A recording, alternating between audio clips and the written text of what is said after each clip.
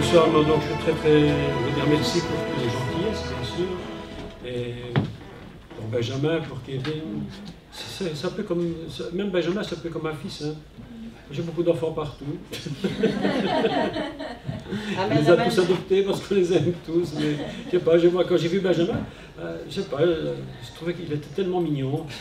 Bon, alors je l'ai pris dans mon cœur, puis chaque fois je suis tellement content de le voir. Puis ce qui est formidable, c'est qu'il nous a dit une chose quand même qui est l'essentiel de la vie. L'essentiel, c'est que c'est la parole qui guérit. Amen, évidemment, oui.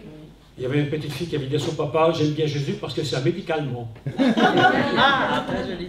Alors, c'est cette parole qui nous guérit. C'est la parole. Quand tu rentres, j'ai dit hier, quand tu rentres dans la parole, quand tu rentres dans l'arche, c'est là que tu es guéri. C'est là que tu apprends de Dieu. Vous savez que toute personne, que ce soit vous, que ce soit moi ou Michel, d'autres serviteurs de Dieu, je parle de véritables serviteurs de Dieu qui servent vraiment Dieu. Par un appel, un désir, peut-être simplement par un choix, parce qu'on me dit parfois, oui, il n'a pas été appelé, qu'est-ce que tu en sais?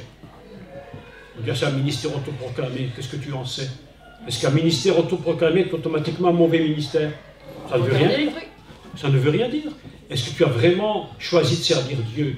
Mais Dieu dit, mais toi, suis-moi. Il appelle, et puis l'autre, il dit, toi, tu veux faire quoi? Il dit, mais je veux te suivre. Jésus lui dit, pas non, je ne t'ai pas appelé. Il lui dit, mais suis-moi. Mais il y a des règles. Il y a des règles à suivre, que tu choisisses de le servir, ou que tu aies été appelé directement par lui, il y a des règles à suivre. On n'a pas le choix. Et lorsqu'il nous appelle, mes amis, je fais juste cette introduction très importante, c'est que nous sommes en lui. Rien ne se fait hors de lui. Et lorsque nous sommes en lui, il nous fait passer parfois par des moments extrêmement difficiles. Et parfois on a l'impression dans notre vie que c'est un rouleau compresseur qui nous passe dessus. Pendant des mois, parfois des années. Et on dit, mais Seigneur, mais qu'est-ce qui m'arrive? Mais pourquoi? Mais pourquoi? Mais pourquoi? Mais c'est parce que le Seigneur est en train de nous préparer et que nous ne pouvons pas être utilisés si nous ne sommes pas prêts à être utilisés. Mais pourquoi ces choses arrivent-elles? Parce que, et pourquoi pouvons-nous tenir à travers de telles difficultés, à travers de tels moments de pression parfois? C'est parce que nous sommes en lui. Si nous n'étions pas en lui, mes amis, nous aurions tous abandonné. Il n'y a que lui qui nous tient. C'est en lui. Ne vous faites jamais d'illusions, vous n'avez aucune capacité sans lui. L'apôtre Paul dit, notre capacité vient de Dieu. Amen. Tu peux prendre un ministre, un président de la République, tu peux prendre qui tu veux, le jour où Dieu l'appelle, si Dieu l'appelle et que Dieu leur fasse grâce de les appeler, le jour où ils devront servir Dieu comme serviteurs de Dieu, qu'ils ne s'appuient surtout jamais sur ce qu'ils ont été dans le monde, parce que ça n'a aucune valeur pour Dieu. Tu peux être président, tu peux être roi, mais le jour où tu devras servir Dieu, il faudra tout recommencer et te laisser préparer par Dieu. Et ça peut prendre de nombreuses années. De nombreuses années. J'ai passé plus d'années à être sous le rouleau compresseur que d'être plutôt à la direction de la machine. C'était impossible. Et souvent, je disais, mais mon Dieu, mais quand est-ce que ça va s'arrêter? Mais Dieu ne m'a jamais répondu, parce que s'il m'avait répondu, j'aurais abandonné. Alors, il m'a laissé aller jusqu'au bout. Aujourd'hui, je suis ici devant vous, non pas parce que je suis un homme exceptionnel, je ne suis absolument pas exceptionnel du tout, du tout. Des gens sont bien meilleurs que moi en hébreu, bien meilleurs que je ne suis. Mais une chose que j'ai et qu'ils n'ont peut-être pas, c'est que Dieu m'a donné un don et une grâce. Et c'est parce que c'est en lui, et seulement en lui. On peut choisir de le servir, mais en ce qui concerne le ministère, en ce qui concerne les dons, c'est lui qui nous les donne. Amen. Et nous n'avons pas à les choisir. Amen. On ne sait même pas de quoi nous sommes appelés réellement. Demain, peut-être, Dieu peut t'appeler demain. Et une chose que tu n'imagines même pas. Tu n'as même pas imaginé ce que Dieu peut faire pour toi demain. Aujourd'hui, tu es là, tu te dis, mais quoi, ma vie, qu'est-ce que c'est, quoi, cela? Demain, tu ne sais même pas où tu vas. Parce que Dieu garde secret ces choses. Alléluia. Tu sais pourquoi il les garde secret? Parce que s'il te les disait trop tôt, s'il vous les disait trop tôt, s'il me les disait trop tôt, nous ferions tout par la chair. Nous sommes obligés de les faire par l'esprit. Est-ce que vous me saisissez? D'accord, amen. Je vous représente mes 3 livres. Si vous savez vous voulez savoir ce qu'est un rouleau compresseur, vous achetez celui-ci. Vous allez voir qu'est-ce que c'est que de vivre et de ne jamais abandonner. Je vous ai dit souvent, un jour j'ai pleuré, j'ai dit Seigneur, jamais plus je ne te servirai. J'ai pris ma Bible, je l'ai mis dans une armoire, j'ai mis des livres au-dessus. Je dis plus jamais, ce livre ne dit pas la vérité. Si tu disais la vérité, ce ne serait pas comme ça. Et j'ai laissé partir, une heure après une heure, j'ai entendu une voix qui m'a dit dans mon esprit, qu'est-ce que tu as fait? Mais qu'est-ce que tu as fait? J'ai dit, Seigneur, pardonne-moi. Pardonne-moi. Alors j'ai pris ma Bible sur mon cœur, je l'ai serrée, je dis, plus jamais je ne t'abandonnerai. Dieu sait ce que nous passons et ce que nous vivons. Mais à la limite, je vais vous dire, Michel a dit quelque chose tantôt qui est vrai. Elle a dit, mais si vous saviez ce qu'on vit, mais à la limite, vous vous en foutez. Ben ouais, qu'est-ce que ça peut vous faire, ce qu'on vit? Tout ce que vous voulez, vous, c'est voir en nous l'image de Jésus. C'est tout ce qu'il veut voir. Ce que le monde veut voir de toi, c'est Jésus. Amen. Michel Dastier n'a aucun intérêt sur cette terre. Jacques Collant n'a aucun intérêt. Personne n'a d'intérêt. Billy Graham n'a aucun intérêt. Ce que l'on veut voir en lui, c'est l'image de Jésus. Amen. Et si tu vois Jésus en moi, alors je dis, il a fait son travail et il est arrivé à casser et à briser ce qui devait être brisé pour qu'enfin, que le grain de blé puisse enfin produire le fruit. Vous savez que lorsqu'il est dit que, il est dit un verset absolument extraordinaire, il dit, embrassez le Fils de peur qu'il ne s'irrite. Mais en réalité, ce n'est pas ça du tout qui est écrit. La traduction est complètement erronée. Il est écrit « Embrassez le grain de blé sans la paille, de peur qu'il ne s'irrite. » Ça veut dire quoi, embrasser le grain de blé sans la paille? Ça veut dire que le mot « bar » signifie réellement, celui qui a été battu. On a dû battre le blé pour faire sortir le grain. Est-ce que vous me comprenez? Embrasser, c'est pourquoi aussi longtemps que nous ne serons pas passés dans la difficulté et que nous n'aurons pas été passés dans des moments difficiles, le grain de blé ne pourra jamais germer. C'est pourquoi il nous met en lui et puis il nous travaille. Amen. Tout à l'heure j'ai reçu un mot et j'enchaîne maintenant l'enseignement que nous allons faire aujourd'hui. Il est quelle heure? 3 heures. 3 heures, ok. Mon épouse Santo me dit, regarde ce que j'ai reçu sur mon portable. Et sur son portable, elle me montre le verset du jour. Il y a des gens, je ne connais pas ces personnes, mais elles ont une chose formidable qu'elles font. Ça peut paraître insignifiant, mais en réalité, ce n'est pas insignifiant du tout, parce qu'elles proclament la parole de Dieu dans le monde, à travers des SMS, à travers des messages par téléphone portable.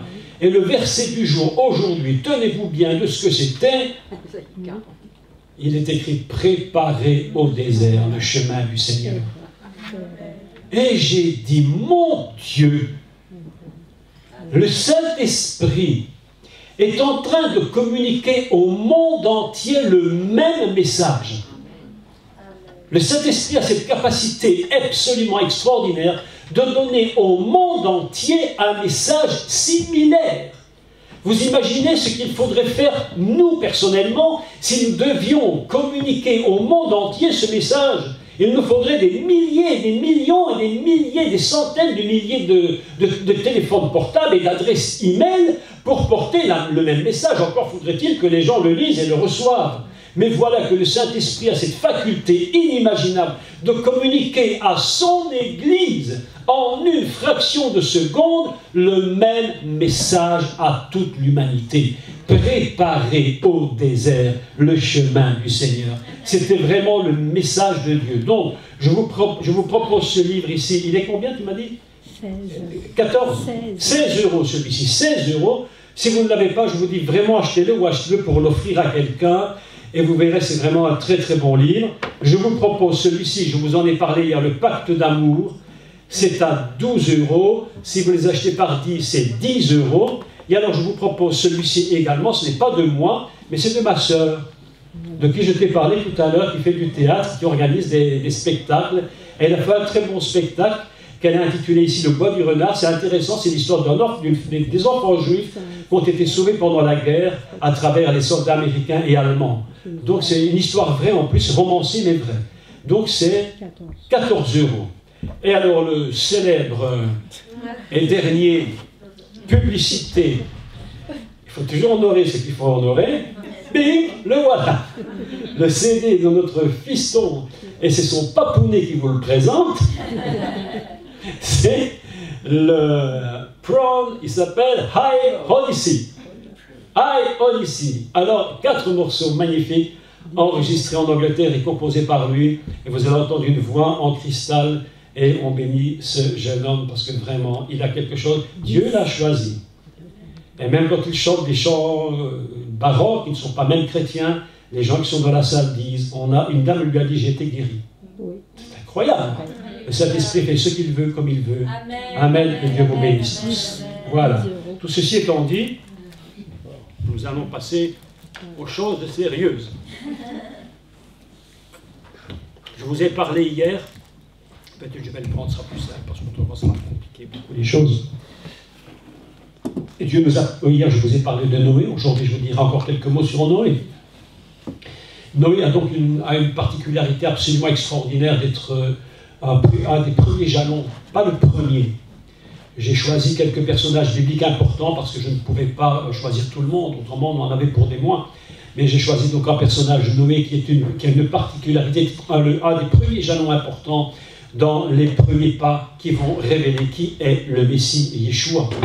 Donc, nous avons appris que son bateau, en réalité, c'était la parole de Dieu, et que ce qui avait recouvert le bateau intérieur-extérieur, c'était la parole, et c'était donc le principe du pardon, de couvrir les péchés. Donc, je ne reviens pas sur tout ça, mais je voudrais dire une dernière chose qui s'est produite avec Noé, et cela est absolument extraordinaire. Je le lis dans le chapitre 8 de la Genèse.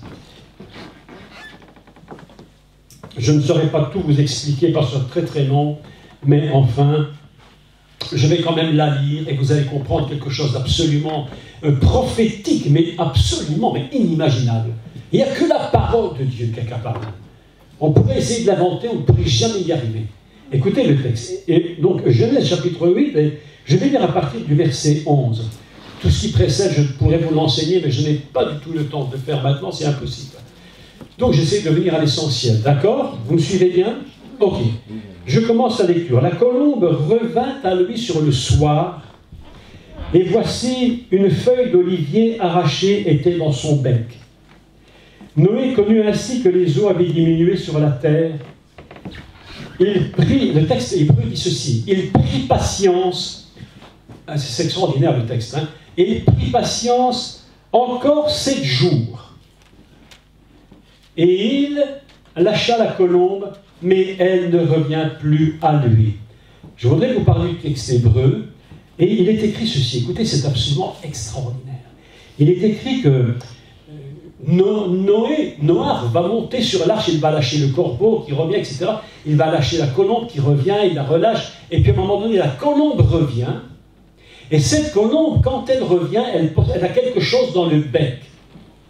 Et la traduction française, probablement, vous avez votre traduction française, nous dit, elle avait une feuille d'olivier. Le texte hébreu ne dit pas réellement une feuille d'olivier, mais le texte hébreu nous parle de taraf. Et taraf, en hébreu, signifie une brisure.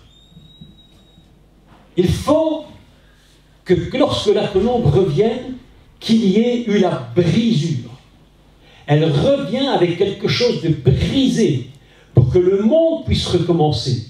Et à partir du moment où elle revint, il va patienter après la brisure de la feuille d'olivier qui est Israël.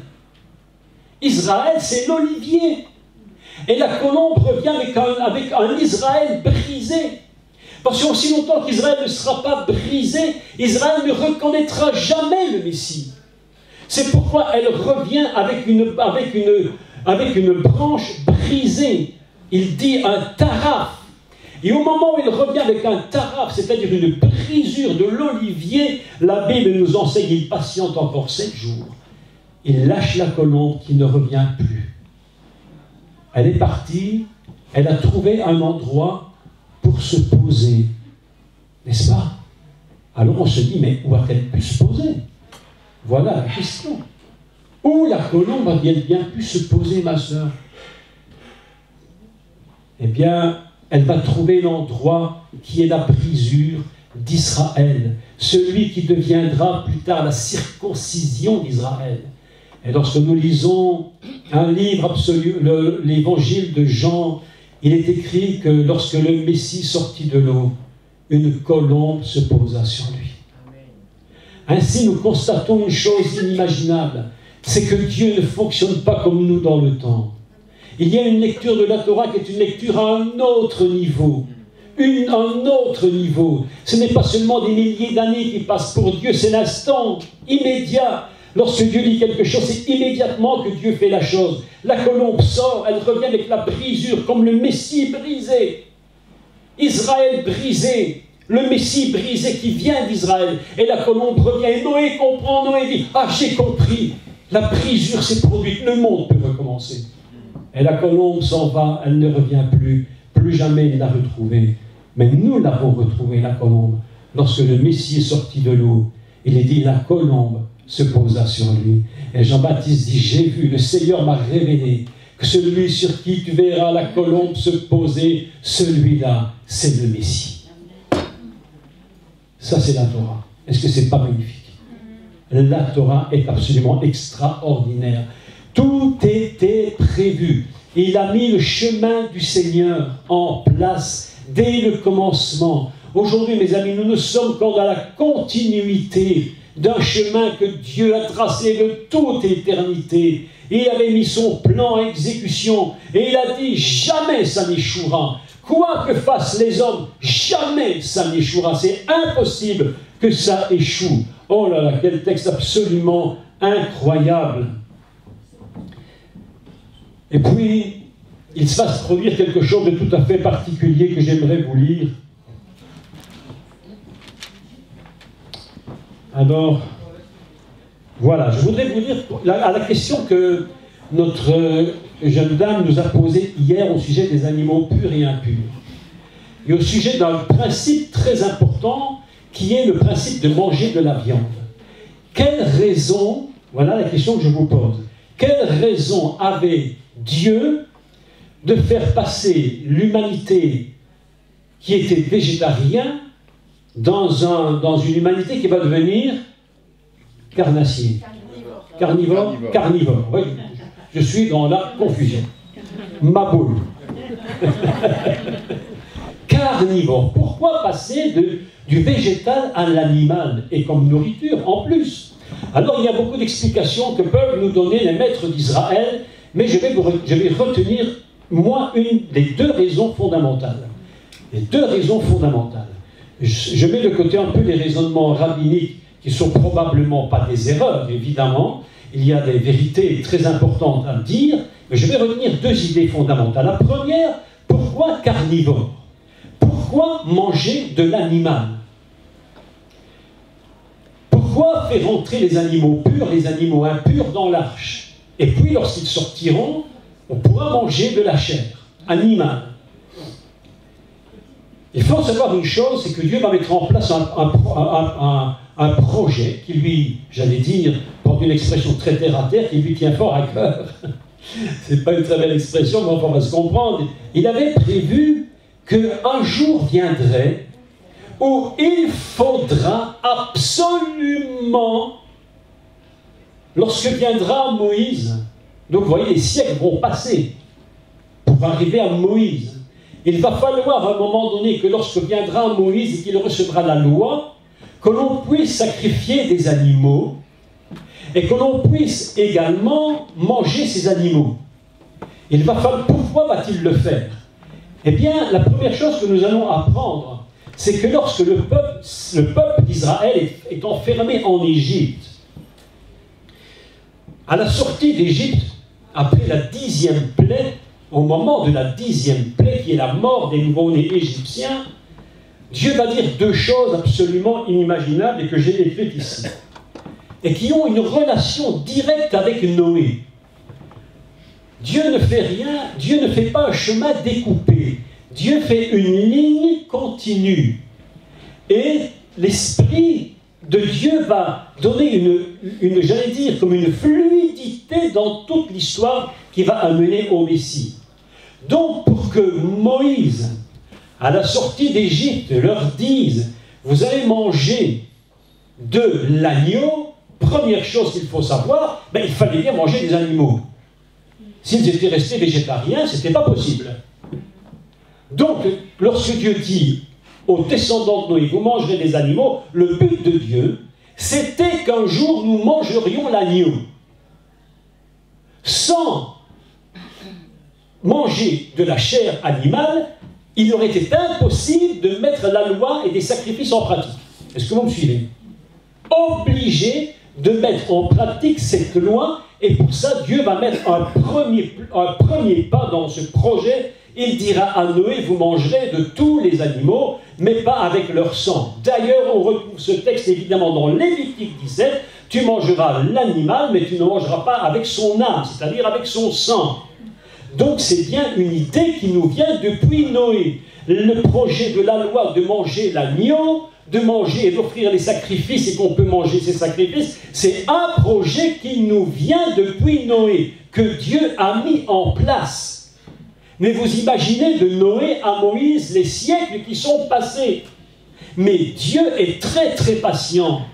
Et lui, il ne regarde pas au temps qui passe, il regarde à ce que l'homme va pouvoir comprendre de cela. Ainsi, nous avons deux textes inimaginables qui vont nous parler de Noé dans le livre de l'Exode. Mais c'est complètement caché. Donc il faut dévoiler le texte. Alors moi j'ai lu le texte dans Exode, je crois que c'est le chapitre 12, si je ne me trompe, mais on pouvait vérifier. C'est le moment de la sortie d'Égypte lorsqu'on va instaurer la Pâque.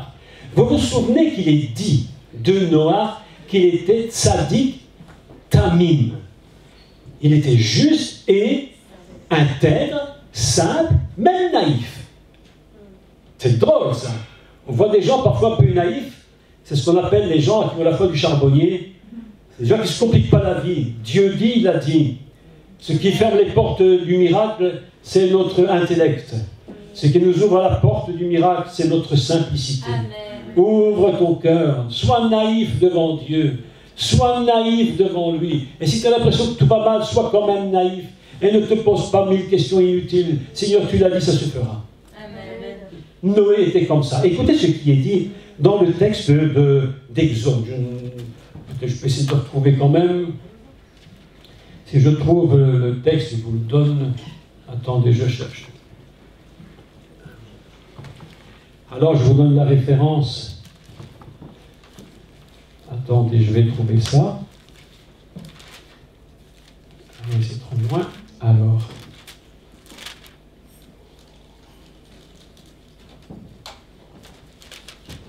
Oui, c'est dans Exode 12, j'avais bien raison, c'est dans Exode 12. Voilà. Dans Exode 12, il y a deux références à l'agneau. D'accord? Deux références à l'agneau. Qui semblent en français exactement les mêmes, qui sont en hébreu différentes. Donc on va lire la Torah en hébreu pour comprendre le texte. La première fois que l'agneau est annoncé, donc le mouton qui sera sacrifié pour l'Exode, se trouve, je crois, au verset 3, parlez à toute l'assemblée d'Israël et dites le 10e jour de ce mois, c'est déjà pas rien du tout, le 10e jour c'est Dieu, on prendra un agneau pour chaque famille, et pour chaque famille, un agneau pour chaque maison, si la maison est trop peu nombreuse, etc. Comment est écrite cette phrase en hébreu? Eh bien, on dit, c'est Tamim Zarah, un agneau naïf, mâle. Traduit en français, un agneau sans défaut. Mais si on prend le mot de Noah, dans le livre de Genèse, il est dit qu'il était tamim, saint, quasi naïf. Et la première fois que le mot agneau est pris dans ce texte, vous prendrez un C, agneau, tamim. Zara, un agneau saint, mâle. Pourquoi donc Dieu a-t-il permis qu'après le déluge qu'il y ait, que l'on puisse manger les animaux? Première raison fondamentale, c'est afin que l'on puisse manger l'agneau. Sinon, on n'aurait jamais pu rentrer dans la loi de Moïse. Est-ce que vous me suivez bien? Vous me suivez bien ou non? Oui. S'il vous plaît, faites-moi un petit coucou, parce que j'ai l'impression d'être perdu là, dans une jungle impossible. Hein. Il est le Messie, l'agneau du sacrifice. C'est un agneau simple, sans complication. Jésus est tellement simple. Il dit, moi, dit Jésus, moi. Il dit, mais je ne dis rien de moi-même. Les gens disaient, mais il parle comme personne, ce monsieur, mais on n'a jamais entendu parler pour lui, c'est un incroyable prédicateur, quel enseignant. On dit, mais alors il venait dire, on n'a jamais entendu quelqu'un parler comme lui. Et Jésus lui répond, non, moi non, je ne dis que ce que mon Père dit, je n'invente rien. Je ne fais quoi? Qu'est-ce que je fais? Je ne fais que ce que je dois faire. Copier,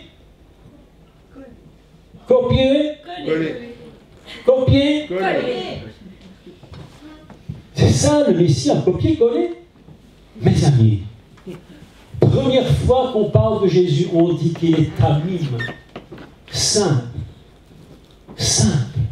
sans complication.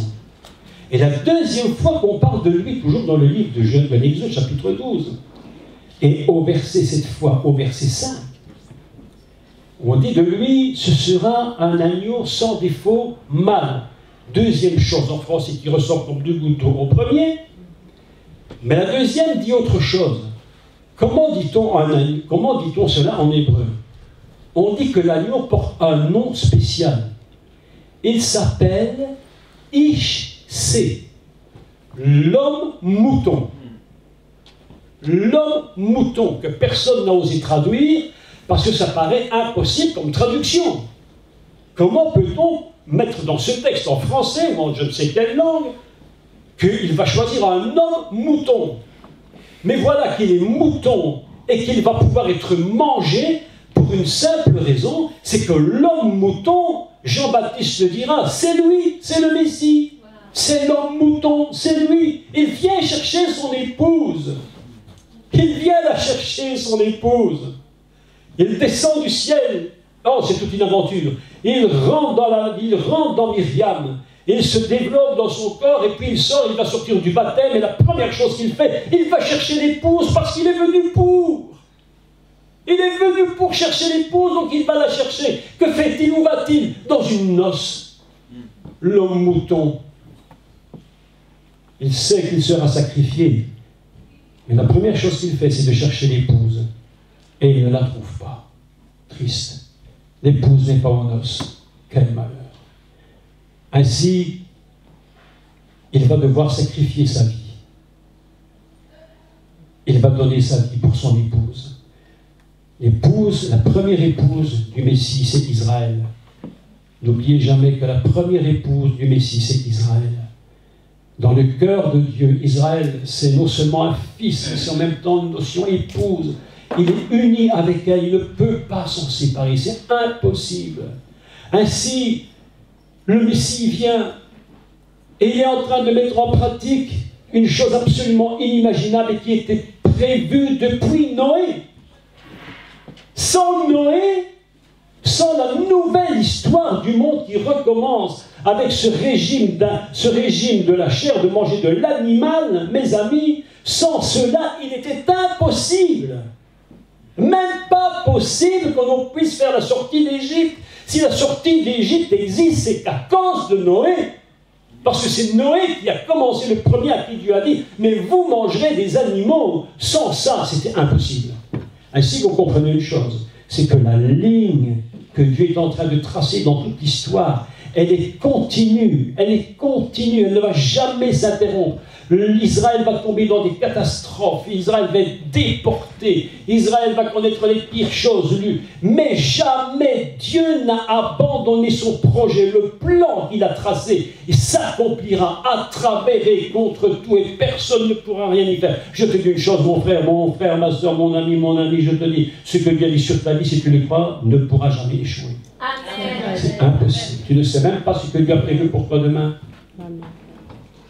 Je le dis souvent parce que c'est dans mon cœur. Mais je te le dis, mon frère, à toi. À toi. Tu ne sais même pas demain ce que Dieu va faire pour toi. Aujourd'hui, tu te poses des questions. Tu te dis, mais quoi? Dieu te dit, je vais faire quelque chose que tu n'as même pas prévu, mais je vais le faire. Je te le dis, parce que je sais que Dieu me dit de te le dire, j'entends la voix du Seigneur. Et tu verras ce qui va se passer. Parce que Dieu n'abandonne jamais son plan. Mais il ne nous le révèle pas totalement. Il n'avait pas dit à Noé, écoute Noé, mon brave Noé, t'es un brave homme, t'es sadique, t'es un mime, t'as tout ce que tu veux, t'es sympa, t'es une belle petite famille, t'as des petits-enfants, ils sont tous mignons, il faut que je te raconte toute l'histoire. Et alors il va dire, écoute, voilà, je te fais manger des animaux, parce que demain tu auras le Messie, tu auras la loi, mais Noé n'est courant de rien, Noé ne sait rien. Il ne sait rien. Parce qu'il ne peut pas tout dire. Et Dieu ne peut pas tout nous dire. Parce que s'il nous disait tout, nous le ferions par nous-mêmes.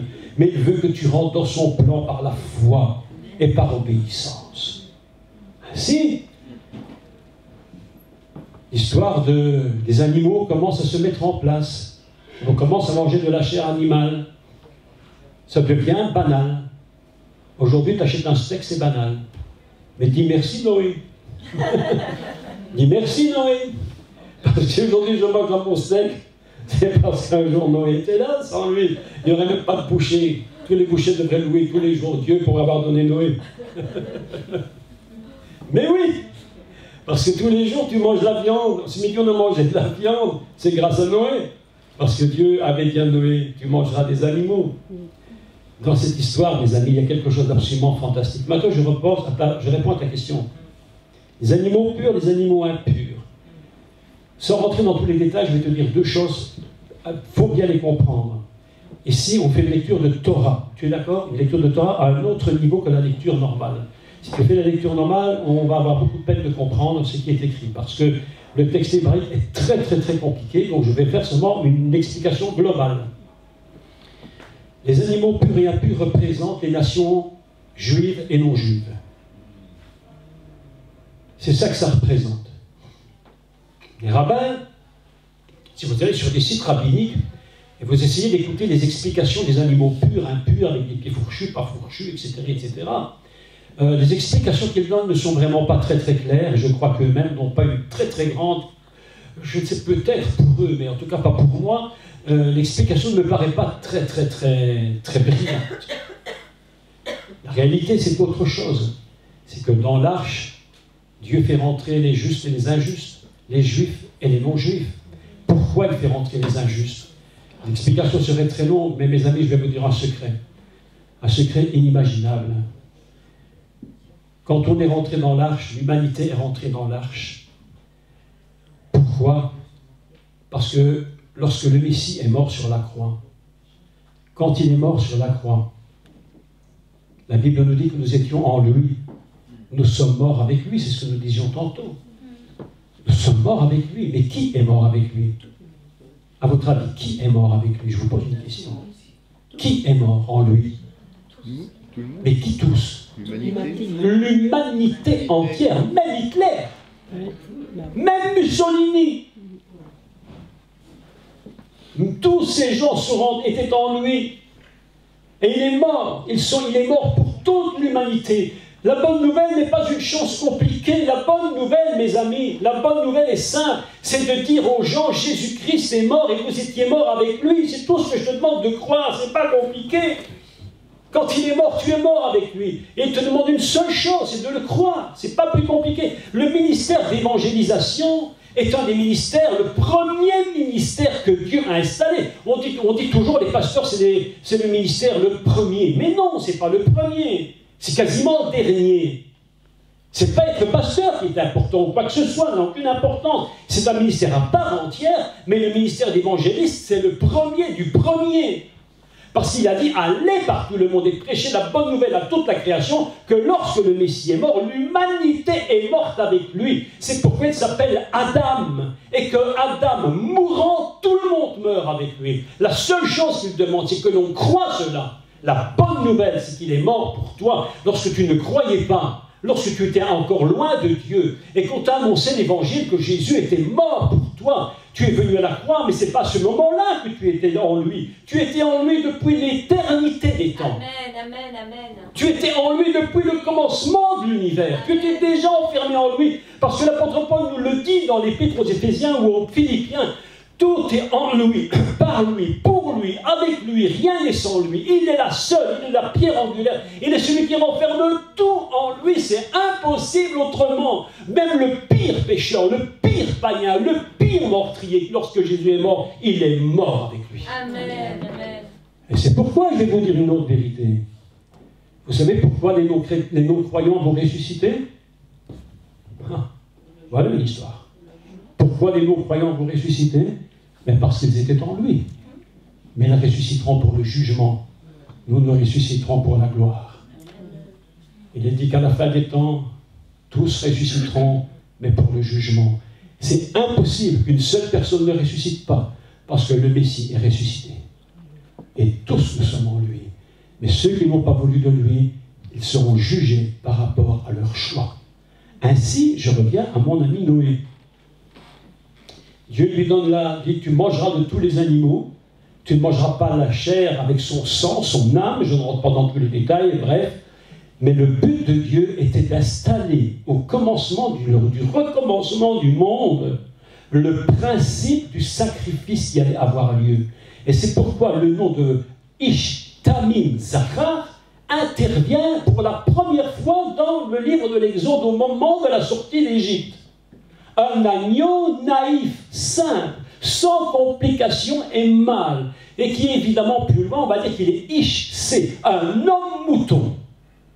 Ça, c'est ainsi que Dieu fait. Et puis voilà que notre ami Abraham, je reviens maintenant sur Noé, et nous passons à un personnage suivant qui est Abraham.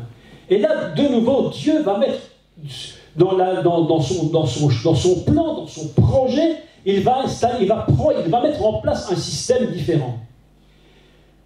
Il va dire, bon, maintenant que j'ai mis en place le principe de manger la viande, et qu'on pourra plus tard manger l'agneau, est-ce que tu me suis? Oui? Il faut maintenant que je puisse inclure dans tout ce système une humanité entière. Il va donc choisir un homme. À l'époque, le peuple d'Israël n'existait pas, donc Abraham n'est pas juif. Abraham, Isaac, Jacob n'est pas juif. Même Jacob n'est pas juif. C'est plus tard qu'il y aura des enfants qui vont sortir du judaïsme. Parce que le juif vient de Juda. Juda, c'est de là est venu le mot Yudim, les juifs. Donc, parenthèse, sur parenthèse, pourquoi le Messie est-il de Juda? Et pourquoi pas de Lévi? Pourquoi n'est-il pas de Dan? Pourquoi n'est-il pas de Asser? Pourquoi le Messie est-il de Juda, à votre avis? Il y a une question, hein? Il y a une réponse que je vais vous donner. Vous voulez que je vous écrive ça au tableau? Je vais vous montrer la réponse. Parce que ça vaut la peine de comprendre pourquoi le Messie est de Juda. Il y avait... Jacques, attention. Ouh là là là là. Mets dans ta poche. On a Faut lâché. l'enlever. Je vais vous montrer pourquoi le Messie est de Juda. Vous voyez, quand on parle du chemin, c'est vraiment un chemin que Dieu a tracé. C'est pas simplement au jour le jour, tiens, aujourd'hui je vais improviser un petit quelque chose en plus. Non, tout est tracé depuis la nuit des temps. Regardez comment on écrit le nom de l'Éternel, ce qu'on appelle le tétragramme, les 4 lettres du nom divin. Yud, He, Vav, He. Ça signifie l'Éternel. On ne va pas expliquer pourquoi, mais c'est comme ça.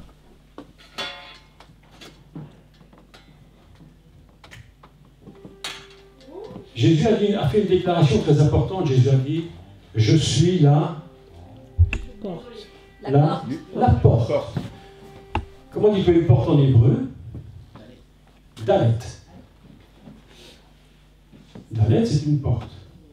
Dalet, c'est écrit comme ça en hébreu. C'est une porte, c'est comme une porte qui s'ouvre et qui se ferme. Je vous mets là pour que tout le monde puisse voir. Dalet, c'est une porte qui s'ouvre et qui se ferme.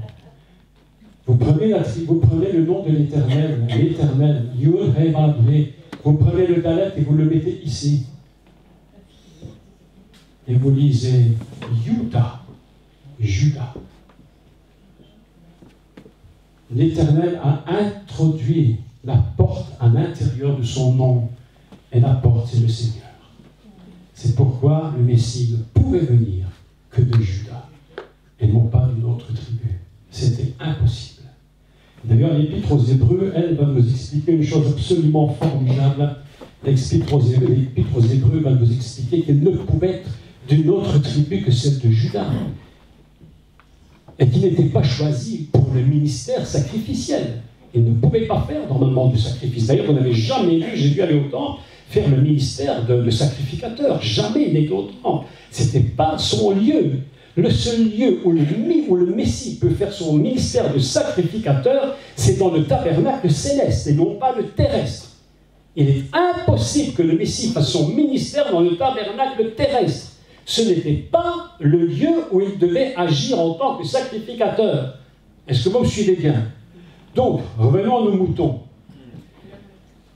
Donc, Abraham, lui, Dieu va le choisir pour sortir de lui, et il va le sortir d'un endroit qui est Ur-Kaldim. Ur-Kaldim, c'est quoi? Il faut comprendre Ur-Kaldim. Ur, ça veut dire lumière. En hébreu, il y a deux façons de dire lumière. Dans la notion de Torah, je parle dans la notion hébraïque. En français, lumière, c'est lumière. Il n'y a pas 50 manières de le dire. Il y a un mot. Lumière, enfin, tu peux dire une lampe. Enfin, une lampe, c'est pas une lumière. Tu peux avoir une lampe éteinte. Donc, elle ne produit aucune lumière. Donc, lumière, il y a deux mots en hébreu. Le mot lumière, la première se dit or, qui est la lumière incréée. Et puis, on peut dire our, qui est une lumière passagère. Ceci s'appelle Our. D'où le nom très étrange de M. Uriah, le mari de Bathsheba. C'est un monsieur dont il est la lumière passagère. Il ne pouvait pas être constamment le mari de Bathsheba. Je ne rentre pas dans les détails parce que si je devais dire ce que je devais dire maintenant à ce sujet-là, je pense que je me fais jeter de toutes les églises, à peu près toutes. Parce qu'on dirait que tu racontes que des bêtises. Néanmoins, je vous dis la vérité, M. Uriah possède un nom complètement compliqué. Il s'appelle la lumière passagère, et Yah, c'est la moitié du nom de Yahvé. Il a donc une moitié du nom de Dieu, mais il n'est que passager. Il ne pouvait pas durer. Bref, ainsi donc, Dieu choisit dans son projet pour faire venir le Messie un homme qui est Abraham. Et Abraham, lui, va représenter les nations. Il va porter en lui toutes les nations. C'est-à-dire que la promesse du Messie, la promesse du salut des nations qui seront sauvées, sont toutes en Abraham. Dieu place son projet. Il donne les premiers signes, il donne les premiers signes. Le salut, la repentance, l'arche, le bateau, le pardon des péchés, la couverture des fautes. Deuxième chose, il va placer la capacité de manger de la chair afin de préparer le chemin pour qu'on puisse manger l'agneau. Quand tout ça est mis en place, il dit maintenant on va préparer les gens pour qu'ils puissent participer à cette histoire. Parce que si on ne le prépare pas, ce sera une catastrophe. Donc il va choisir un homme qui est Abraham et qui vient d'un endroit qui s'appelle la lumière passagère. Il ne peut pas prendre un endroit qui s'appelle la lumière éternelle, parce que s'il prend la lumière incréée, il n'aurait même pas besoin du Messie. Donc il prend la lumière passagère. Et il va, à partir de là, il va bâtir, il va donner une promesse. Toutes les nations de la terre seront bénies en toi. Ainsi, Abraham est en train de préparer lui-même, père d'une multitude de nations signifie son nom, père d'une multitude. À ce moment-là, Abraham, l'expression hébraïque est belle, je crois qu'on dit Bimhod Mehod. Bimhod Mehod, ça signifie dans le sang de sang, qu'on a traduit à l'extrême. Je te multiplierai dans le sang. Dans la puissance sang qui vient elle-même de la puissance sang. Bimhod, Mehod. De sang dans le sang. Sang, C-E-L-T. Ainsi, Abraham contient en lui, pour la première fois, toute une humanité que Dieu destine au salut.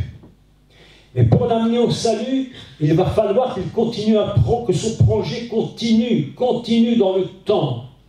Et il va produire, et je fais des raccourcis, immenses raccourcis, puis on n'en sortira pas. Il va lui donner un fils qui était impossible. Bien pour montrer que le salut du monde ne vient pas des choses possibles, notre salut ne vient que des choses impossibles aux hommes. C'était impossible, mes amis, que Abraham puisse engendrer le salut par sa force. D'ailleurs, lorsqu'il a voulu engendrer le salut par la force, il a produit un enfant qu'il ne devait pas avoir et qui s'appellera Ishmaël et qui lui va s'appeler d'un nom très très étrange. Parce qu'Ishmaël, c'est son nom, mais ce n'est pas son essence. L'essence d'Ismaël, elle s'appelle Péré Adam. On a traduit en français par un âne sauvage, mais la traduction ne veut pas dire grand-chose, bien qu'elle ne soit pas fausse complètement. Mais Péré, qui veut dire sauvage, mais Adam ne veut pas dire un âne. Adam, c'est Adam. Il est un commencement raté. Et c'est parce qu'il est un Adam, c'est parce qu'il est un recommencement, comme Dieu voulait un commencement adamique avec Abraham, pour remettre le principe de l'Adam qui sera sauvé.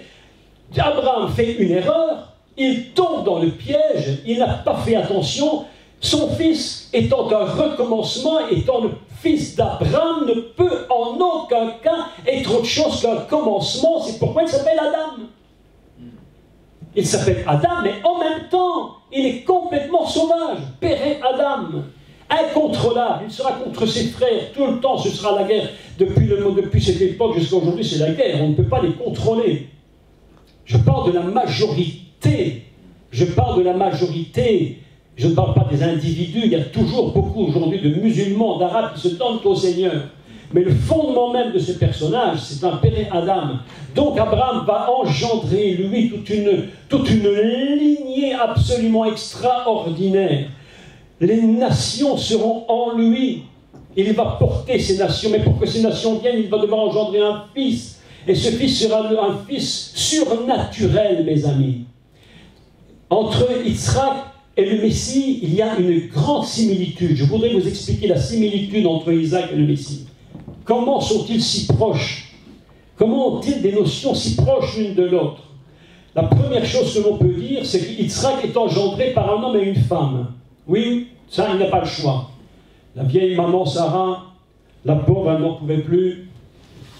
Elle attendait un enfant, elle n'en avait jamais eu. Elle a espéré, elle n'en avait jamais eu. Et alors, Dieu lui dit, écoute, Sarah, écoute, non, l'histoire est très drôle. Laissez-moi vous dire, l'histoire, elle est très drôle. Je ne sais pas si je vous l'avais dit la fois passée, mais c'est trop drôle. Elle est désespérée, Sarah, puis un jour, voilà, on vient lui dire, écoute, Sarah, voilà, on a une bonne nouvelle à t'annoncer, tu vas être maman. Mais la pauvre vieille, elle a 90 ans, elle dit, mais moi, j'ai même plus de désir de mon mari. Encore, c'est normal, on a des désirs, elle a 90 ans, elle n'a plus de désir. Vous savez comment on dit le mot désir en hébreu, dans ce texte-là? Jardin d'Éden. Elle dit, je n'ai plus d'Éden. L'Éden, l'endroit où c'est merveilleux, formidable, fantastique. Vous savez, pour Dieu, la relation entre un homme et une femme, c'est un Éden. C'est une chose absolument merveilleuse, une chose extraordinaire, fabuleuse. Lorsqu'un homme, on va parler entre nous, on est juste entre adultes, hein. Quand un homme et une femme font l'amour, hein, ok, on parle basique, hein. Un homme et une femme font l'amour. En réalité, ils sont dans le jardin d'Éden. Oui, ils sont en Éden. C'est un moment admirable. De délices. Oui, un délice. Un délice, c'est pourquoi il y a beaucoup de problèmes dans ce domaine dans certains couples. Parce qu'ils ne connaissent pas l'Éden. Et tous ces problèmes et tous ces sexologues qui existent, c'est une perte d'Éden. Et Sarah dit à son mari, mais moi, mon petit mari, hein, mon petit Abraham, mon Seigneur, tu vois, moi je n'ai même plus le jardin d'Éden. C'est fichu. Voilà, je n'ai plus en Éden. Quelle catastrophe. Mais Dieu dit, ce que j'ai dit, je l'ai dit. Ce que j'ai dit, je l'ai dit. Et Dieu ne regarde pas ton Éden, ou pas ton Éden, il s'en fiche. Dieu dit, je te l'ai dit, ça s'accomplira comme je l'ai dit. Mes amis, je te dis une chose, c'est que Dieu a dit ne s'arrêtera jamais. Tu ne peux pas empêcher le plan de Dieu. Tu peux rater, tu peux échouer, tu peux marcher de côté. Mais le plan de Dieu s'accomplira. Si ce n'est pas avec toi, ce sera qu'un autre, mais il le fera. Je te dis la vérité, il le fera, mon frère, il le fera, crois-moi. Il le fera. Ainsi, Isaac va naître de façon totalement surnaturelle par rapport au Messie. Quel est le chemin? Quel est le chemin que Dieu trace par rapport à Isaac? Deux choses. Les deux choses, je les explique rapidement parce que je vois que le temps passe. Lorsqu'Abraham a eu Ishmaël, il s'appelait Abraham. Il ne s'appelait pas Abraham. Le fils unique d'Abraham, ce n'est pas Ishmaël, c'est Isaac. Mais le fils unique d'Abraham, c'est Ishmaël. On ne rentre pas dans les détails. Bref, on continue. Mais lorsque Dieu appelle Abraham, il lui dit, Abraham, Abraham, ton nom ne sera plus Abraham, mais il sera Abraham. Et l'explication thoraïque, la plus magnifique, c'est que Dieu prend une lettre du nom divin, il prend cette lettre-ci, vous voyez cette lettre là, il prend cette première lettre, et il va la faire descendre, et il va l'ajouter à Abraham, et il va devenir Abraham. Mais cette lettre, elle a une particularité, c'est qu'elle s'ouvre en haut, elle descend en bas. Et cette lettre a une deuxième particularité, c'est que c'est une lettre qui n'a pas de son. Elle n'a pas de son. Si tu dis un M, il y a un son. Un P, il y a un son. Un T. Mais celle-ci, c'est un souffle de Dieu. C'est le souffle du Saint-Esprit. Le Saint-Esprit descend en image dans la lettre divine. Elle rentre dans le nom d'Abraham. Il devient Abraham. Alors Dieu dit à ça, Abraham, écoute Abraham, mon brave, j'ai vu en toi un homme formidable, je sais que ça va marcher. Abraham dit, mais tu sais ce que tu veux, pour que ça marche, il manque encore quelque chose. Tu n'auras pas un enfant parce que tu as reçu le Saint-Esprit. Non, tu as besoin d'autre chose. Tu vas aller voir ta femme et tu dis, Sarah, viens un peu ici, j'ai quelque chose à te dire. Dieu m'a dit de te dire qu'il va prendre la deuxième lettre du nom, il va la faire descendre dans ton corps, dans ton nom, et Sarah va devenir Sarah. Au moment où les deux lettres divines descendent, un miracle se produit. Et va naître Isaac, le fils de la promesse. Ainsi, nous comprenons une chose. La chose que nous comprenons est la suivante. Lorsque le Messie, Yeshua, est venu sur la terre, deux choses se sont produites. La première, c'est l'Épître aux Hébreux qui nous l'explique et qui nous dit une chose absolument admirable. Ça, c'est le summum du summum de la naissance de Jésus. La naissance de Jésus, ce n'est pas Noël, le petit Jésus dans la crèche, avec le bœuf et l'âne gris. Ah ben oui, hein. Ah ben oui, hein, il a une crèche, un œuf, un bœuf et un âne. Mais ce qui est le plus extraordinaire, c'est que lorsqu'il rentre dans le ventre de Myriam, la Bible nous enseigne que le Messie s'est mis à parler. Et il a dit quelque chose. Il a dit, je suis venu au Père pour faire ta volonté. Vous imaginez ce texte? Ainsi, le Messie a deux systèmes de création. Un système complètement céleste, et Marie, Myriam, a un système complètement terrestre, humain, comme Isaac, complètement né par l'esprit et complètement né par un homme et une femme de façon absolument miraculeuse. Évidemment que Abraham et Sarah ont dû avoir une relation pour construire cet enfant. Myriam, c'est autre chose. Je ne rentre pas dans les détails de tout ça, vous pouvez écouter sur Internet. J'ai expliqué ce cours qui s'appelle, sur Internet, la matrice céleste. Je crois quelque chose comme ça. Oui, je ne sais plus trop le titre. La matrice, enfin quelque chose comme ça. Vous tapez Jacques Collin, la matrice, vous allez voir la naissance de Jésus dans la matrice. Et à ce moment-là, nous comprenons que le chemin du Seigneur est en train d'être mis en place. Vous me suivez? Le chemin du Seigneur est en train de se mettre en place. Et cela prend des siècles. Il va falloir que l'image du Messie vienne sur terre. Il va falloir que le Messie mette qu'il place des jalons pour que l'histoire ne s'arrête pas.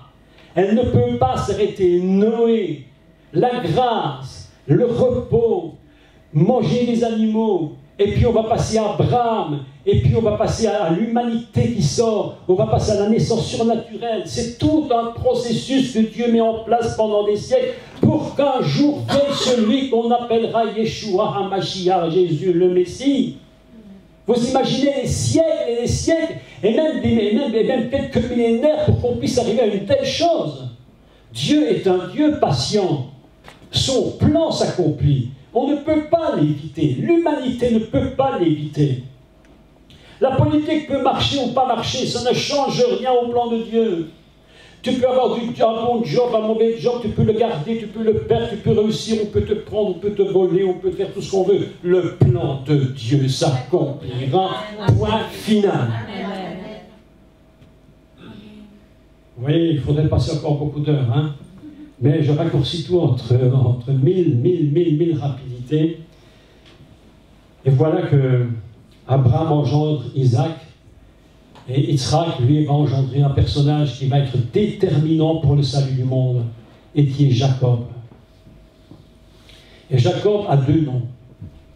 Il a 2 noms simultanés qu'il ne perd pas. Il ne perd pas ces 2 noms. Jacob s'appelle évidemment Yaakov. Jacob, le talon, littéralement ça signifie le talon. Et puis il a un 2e nom, Jacob va s'appeler comment? Israël. Israël a 2 sens fondamentaux. Le premier c'est Israël, il y a le Sar, qui est elle, Sar-El, qui signifie le prince de Dieu, ou celui qui a combattu avec Dieu. On a donc 2 idées maîtresses qui sortent de ce texte. Il est le prince de Dieu, mais en même temps, c'est celui qui est toujours en train qui a combattu avec Dieu et qui continue de combattre avec Dieu. Vous avez remarqué une chose très étrange, justement, qui va amener le chemin du Messie pour Israël. Le double nom de ce monsieur fait partie du chemin par lequel ils vont un jour découvrir qui est le Messie. Vous me dites, mais pourquoi? Chose tout à fait surprenante, d'ailleurs, lorsque vous lisez la Torah, vous allez remarquer une chose. Vous allez remarquer que lorsque Dieu dit à Jacob, ton nom ne sera plus Jacob, mais il sera Israël. Ce n'est pas au présent, mais c'est au futur. Ton nom sera Israël. Et pourtant, chose étrange, c'est qu'on l'appelle déjà Israël. Mais qu'en réalité, il le sera seulement plus tard. Donc il porte en lui toute l'essence d'Israël, mais elle n'est pas encore révélée en lui telle qu'elle doit être. Résultat de cela, eh bien lorsque vous lisez la Torah, juste après que Dieu dise « tu t'appelleras Israël », la première chose qui est écrite dans la Torah, c'est Dieu parla à Jacob. Mais pourquoi il ne parle pas à Israël, puisqu'il parle à Jacob? Tu viens de dire qu'il s'appelle Israël et tu l'appelles Jacob. Mais justement, mes amis, parce que c'est là le grand secret messianique, c'est que tant que tu n'auras pas perdu la force de Jacob, tu as beau avoir le projet d'Israël, mais tu ne seras jamais Israël. Aujourd'hui, Israël porte le nom d'Israël, mais savez-vous qu'il avait prévu de porter un autre nom? On s'était posé la question, est-ce qu'on va appeler cette nation Israël? Certains avaient pensé autre chose. Je ne me rappelle plus de 3-4 noms qu'ils avaient donnés. Pour finir, ils sont quand même tombés sur la notion d'Israël, mais on avait proposé d'autres noms qu'Israël. Ainsi, nous avons une idée messianique fort importante dans le chemin qui va jusqu'à la révélation du Messie pour Israël, c'est qu'il s'appelle Jacob. Écoutez le texte ici, ça c'est vraiment, non, c'est pas possible. Ça c'est incroyable. J'étais en train de décoder le texte de Torah, je faisais un décodage du texte. Et je relis en hébreu le texte, donc, où lorsque Joseph, vous vous souvenez qu'il a eu un fils dont on parlera, pas aujourd'hui, je ne pense pas avoir le temps, mais il va avoir un fils, Joseph. Joseph, c'est le tout dernier, celui qu'on n'attendait plus. C'est pourquoi Yosef, cela veut dire l'ajouter, celui qu'on a ajouté. Parfois, vous savez que lorsque tu arrives, le dernier, c'est ce qu'on appelle en français basique un cheveu dans la soupe. Lorsque tu rentres dans l'histoire comme un cheveu dans la soupe, ben les gens disent qu'est-ce qu'il vient faire là? Mais Dieu choisit justement Joseph. Et je raconte l'histoire très brièvement. Joseph a 2 visions. Je ne rentre pas dans les détails. C'est des visions qui paraissent claires, mais elles sont totalement différentes. Et puis Joseph est enfermé, il va en Égypte pendant 13 ans, et puis il va sortir d'Égypte. Mais au moment où il sort d'Égypte, rappelez-vous une chose très importante. Il va dire une phrase, mais inimaginable. Inimaginable. Il va voir, il retrouve son père, et voilà que Israël arrive. Mais écoutez, on parle d'Israël, pas de Jacob. Ici, on parle d'Israël, la notion la plus élevée. Et il arrive devant son fils Joseph. Joseph le voit. Celui qu'on appelle Machiar ben Yosef, le Messie, fils de Joseph, voit son papa qu'il n'avait plus vu. Son père le croyait mort, on lui avait menti. Le père le voit, il le regarde, il tombe dans ses bras, il s'embrasse, il se serre, c'est les pleurs, c'est les cris. Il est dit que toute l'Égypte avait entendu parler de cette histoire, tellement c'était inimaginable. Le premier ministre que personne ne croyait, qu'on avait jeté, était élevé au plus haut niveau du peuple égyptien. Il revoit son père, il s'embrasse, et son père le regarde. Et il lui dit, ah mon fils, on irait bien se faire une petite bouffe. Ah mes amis, c'est pas ça qu'il dit. C'est ce qu'on aurait dû normalement comprendre. Quand tu vois ton fils que tu n'as plus vu depuis 13 ans, tu te fais un bon repas, tu fais un bon petite fête de famille. Mais son père le regarde et lui dit une chose incroyable. Il lui dit, maintenant que je t'ai vu, je peux mourir. Alors j'ai dit, ça c'est pas normal. Je dis, non, Israël, tu as un problème, tu as quelque chose qui ne tourne pas rond. Tu vois ton fils et tu voulais le revoir, même ses petits-enfants sont nés, tu ne les as même pas vus, tu veux mourir, Joseph. Je dis, non, non, il y a un secret qui se cache. Et j'ai refait une recherche numérique du texte hébraïque, et j'ai vu que tu peux mourir à la même valeur numérique que Jacob. Autrement dit, il dit à son fils d'une façon complètement voilée, complètement cachée, Jacob est mort, Israël peut vivre. C'est ça la réalité du texte. Ainsi, le chemin du Messie est en train de se tracer. Il se trace à travers les siècles. Et ça continue, et ça continue. Encore 10 minutes et j'arrête. Et ça continue, et ça continue. Et on arrive à la sortie d'Égypte dont je vous ai parlé tout à l'heure, où maintenant le principe de Noé est mis en place.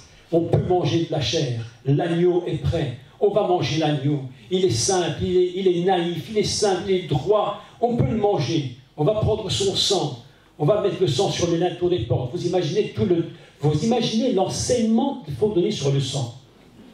Parce qu'on n'a pas compris réellement ce qu'est le sang. Le sang, c'est quelque chose d'absolument incroyable, impensable. Le sang, mes amis, ce n'est pas quelque chose qui est venu dans l'homme au moment où il était conçu sur terre. C'est une erreur de le croire. La fonction adamique fondamentale, c'est-à-dire du sang, est éternelle. Lorsque nous allons retourner auprès du Père, à la maison, nous allons retourner dans un endroit qu'on va appeler le Gan Eden céleste.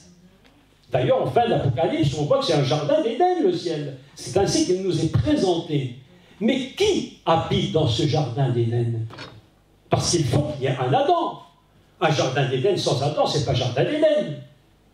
Il y a un Adam en Éden.